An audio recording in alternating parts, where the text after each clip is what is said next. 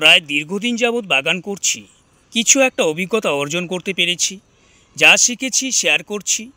আজকে যেটা শেয়ার করব, বাগানের গাছগুলিকে পোকামাকড়ের হাত থেকে কিভাবে আমরা রক্ষা করতে পারি, কোনো রকম কীটনাশক ছাড়া, না জৈব কীটনাশক না রাসায়নিক কীটনাশক। বাগানের গাছে পোকা থাকবে না, পোকা বসতেই পারবে না। কোন পদ্ধতিতে দেখাবো আজকের ভিডিওতে। বেগুন গাছগুলিকে নিয়ে আমি এর আগেও ভিডিও দিয়েছিলাম, আপনারা দেখেছেন। এগুলি প্রত্যেকটা গরমের বেগুন, সমস্ত গরম এবং বর্ষা জুড়ে এরা ফলন দিয়ে যাবে।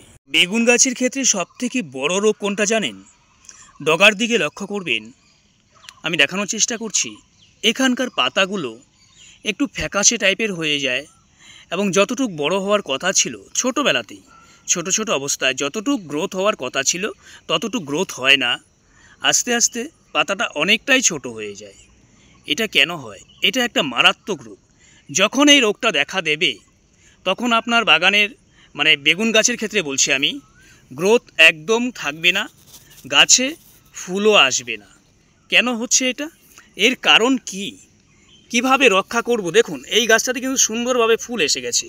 তো আমি যেটা দেখানোর চেষ্টা করছিলাম সেরকম কোনো রোগ কিন্তু আমার এই গাছের ডগাতে নেই।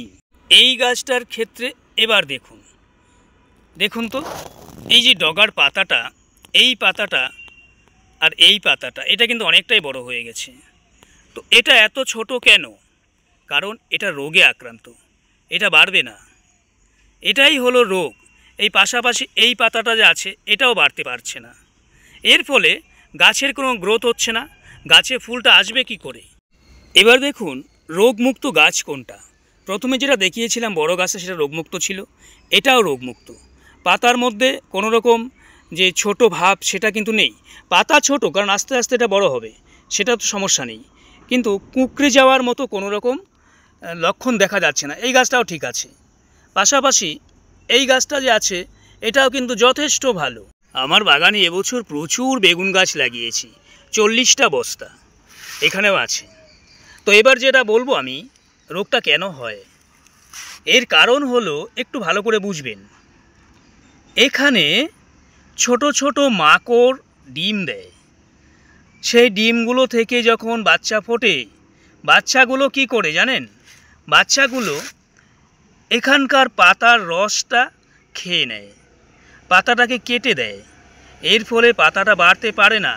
এখানে প্রচুর পরিমাণে মাকড়ের ডিম দেয়। এটাই হলো রোগ, অন্য কোনো রোগ নয়।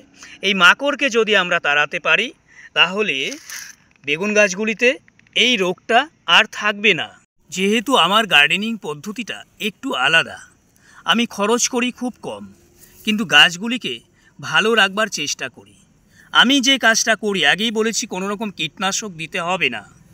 একটু আগেই কিন্তু আমি আমার কীটনাশকটা প্রয়োগ করেছি। আপনারা দেখলে বিশ্বাস করবেন না হাসবেন আমি জানি না। এটা হলো আমার অর্গানিক কীটনাশক, একেবারে অর্গানিক। জল, সাধারণ জল, এটাকে আমি অর্গানিক কীটনাশকই বলছি। কি করেছি দেখুন, আমি সপ্তাহে চেষ্টা করি প্রতিদিন, না পারলে একদিন গ্যাপ মাঝে মাঝে চলে যায়। জল কিভাবে করি, এইভাবে ঢেলে দিই না কিন্তু। তো আমি একাই যেহেতু ভিডিওটা করছি, একটু বোঝার চেষ্টা করবেন। কাজটা দু হাতে করি। এভাবে প্রথমে জলটা দেই, জলটা ছিটিয়ে দিই, ছিটিয়ে দিয়ে যে কাজটা করি, পেছনের দিকে এইভাবে হালকাভাবে ঘষে দিই। ঘষার কারণটা হলো মাকড়ের ডিম কিন্তু ওপরের দিকে পারে না, ডিমগুলো থাকে নিচের দিকে। এভাবে দিলে কিন্তু ডিমগুলো মরে যায়। তারপরে ভালো করে প্রত্যেকটা পাতা, একটা দুটো নয়, বেশি কেয়ার নেবেন ওপরের পাতাগুলির দিকে, এই ডগার পাতাগুলির দিকে।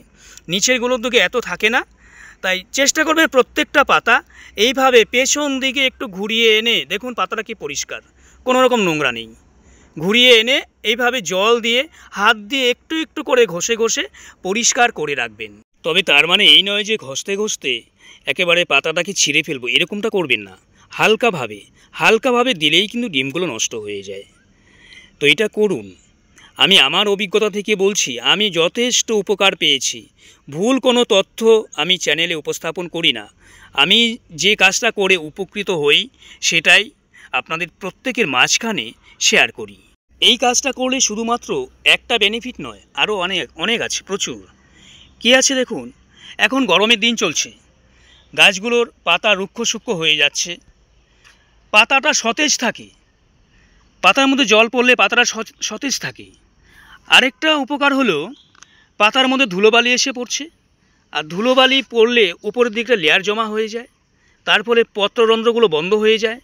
গাছের সমস্যা হলো সালোক সংশ্লেষ তৈরি করতে অনেক অসুবিধার সম্মুখীন হতে হয়, কিন্তু যখন আমরা পাতাগুলোকে পরিষ্কার পরিচ্ছন্ন রাখবো গাছের সেই সমস্যাগুলি হবে না, পত্ররন্ধ্র বন্ধ হবে না, একদিকে যেমন পোকামাকড় থাকবে না, পাতা সতেজ থাকবে, সবুজ থাকবে। সবার শেষে শুধু এই কথাটাই বলবো, গাছের পাতা যত ঝকঝকে তকতকে পরিষ্কার রাখবেন বাগানে রোগবালাই ততটাই কম থাকবে, কীটনাশকের প্রয়োজনই হবে না।